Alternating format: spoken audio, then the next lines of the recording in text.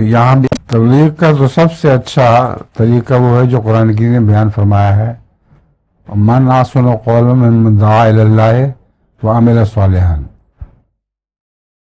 اس سے بہتر انسان کون ہو سکتا ہے جو اللہ کے راستے میں بلائے، مگر اس طرح بلائے کہ خود اس کا عمل بھی نیک ہو۔ تو اگر ایک انسان کا عمل نیک ہے تو اس کی آواز میں اثر ہوتا ہے، اگر عمل نیک نہیں تو جتنی مرضی چلاکیاں کرے اس کے آواز میں کوئی اثر نہیں ہوتا۔ ہمارے بزرگوں میں بعض تھوڑی بات کرنے والے ہوتے تھے، حضرت مولوی شیر علی صاحب بھی، ان کی تبلیغ سے لوگ فوراً مسلمان احمدی ہو جاتے تھے، ان کی باتوں میں سچائی کا اثر تھا۔ تو سب سے اچھا طریقہ یہ ہے کہ سچ اپنے دل میں سچائی پیدا کرو اور اپنے عمل میں نیکی پیدا کرو، پھر تمہارا نیک اثر دوسروں پر پڑے گا۔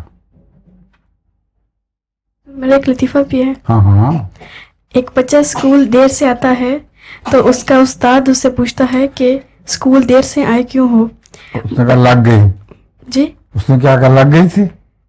نہیں، وہ اچھا اور ہے یہ اور ہے، ہاں سناؤ۔ تو بچہ کہتا ہے کہ میں نے آج بہت نیکی کا کام کیا ہے۔ اچھا، استاد کہتا ہے کہ کیا نیکی کا کام کیا ہے تم نے؟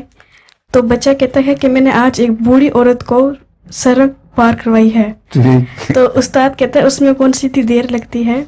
تو بچہ کہتا ہے کہ میں نے اس سے زبردستی روڈ کراس کری ہے۔ مانتی نہیں تھی، زبردستی لے گیا، ٹھیک ہے۔ اور دو بچے لیٹ پہنچے، ایک بچے سے پوچھا کہ تم کیوں لیٹ آئے ہو؟